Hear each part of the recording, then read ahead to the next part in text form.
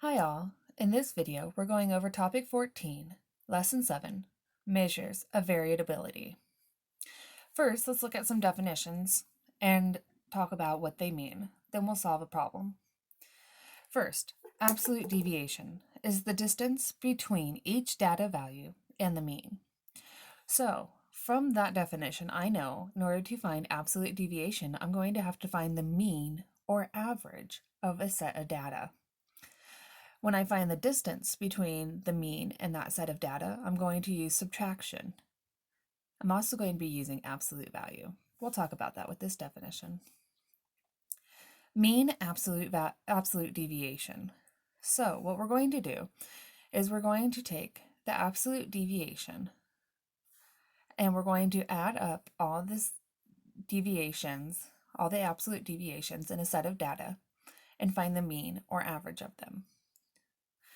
Finally, we're going to look at the interquartile range. The interquartile range, or IQR, is the difference between the third and first quartile.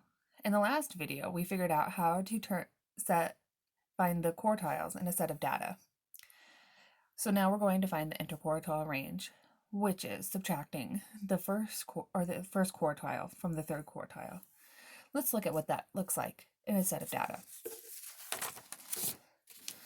I have the data set of 4, 5, 5, 6, 7, 8, 8, 10, and 10.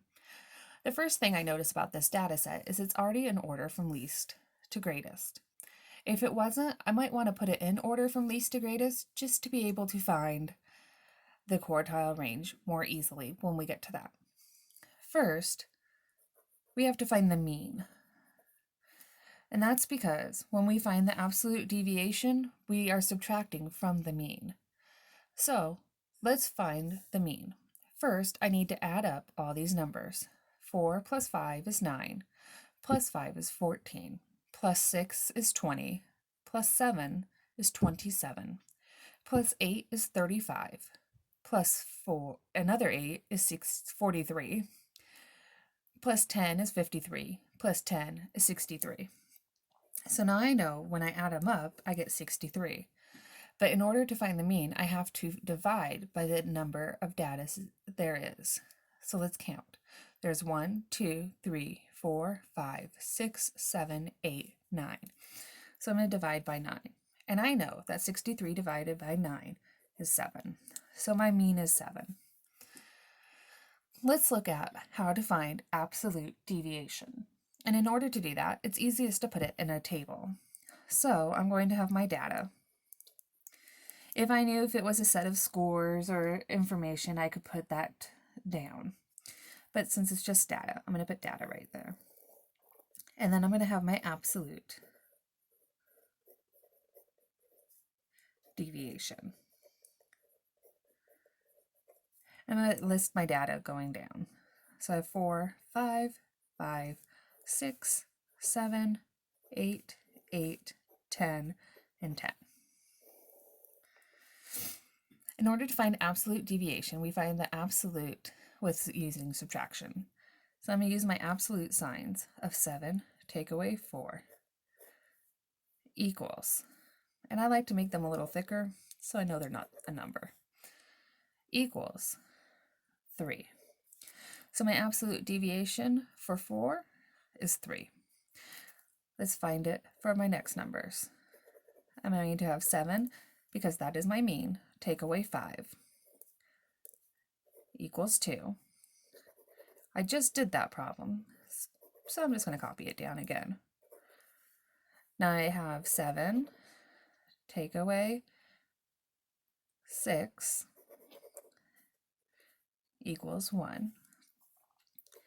Absolute value, 7 take away 7 equals 0. And here's where it gets a little tricky. I can write this one of two ways. I can write 7 take away 8, which would be -1, but since it's absolute value, it's 1. Or I can have 8 take away 7 equals 1. I'm going to choose to put it in this order, knowing that because of the absolute value, had I not switched it around, it would still be 1. just as 10 take away 7, or 7 take away 10 is -3. 10 take away 7 is 3. For absolute value, it's 3. Remember, absolute value is the distance a number is from another number. Oftentimes we think of it with 0 when we first learn it. All right, now I have the absolute deviation of each number. So the absolute deviation of 4 is 3, the absolute deviation of 5 is 2, and so on. Next, I wanted to find the mean absolute deviation.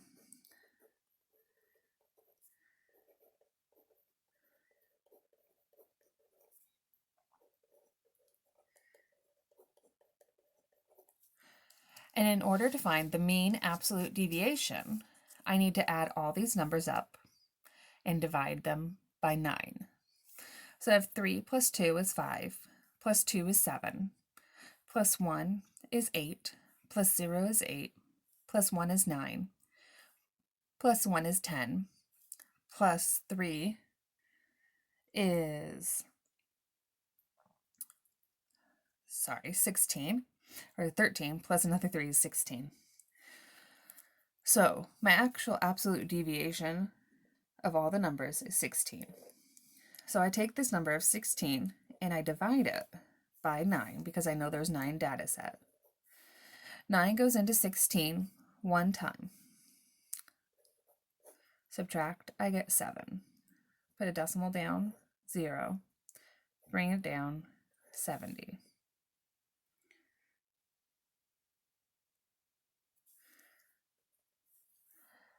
Nine goes into 70.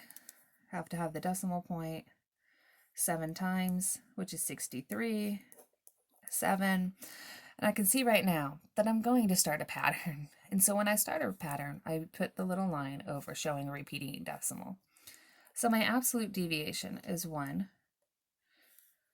or the mean of my absolute deviation is 1 7/10 repeated.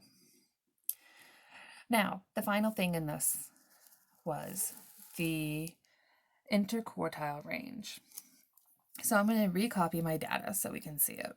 So we have 4, 5, 5, 6, 7, 8, 8, 10, and 10. Well, first I find my middle number. And if I go to the middle, because it helps me find my second quartile easiest. And if I go to my middle number, I see that it's 7. I come over here, middle, between 5 and 5, it's 5.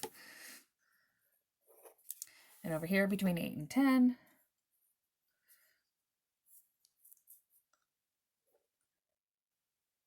is, it's going to be about 9. So 9 falls right in between 8 and 10. So the difference between my first and third quartile, so IQR, interquartile range, is third quartile take away first quartile. And so I'm going to have my third quartile is 9, take away 5 equals 4. So my interquartile range equals 4. As always, if you have any questions, please feel free to drop a comment in the comment section and I'll be happy to get back to you. Thank you and have a great day.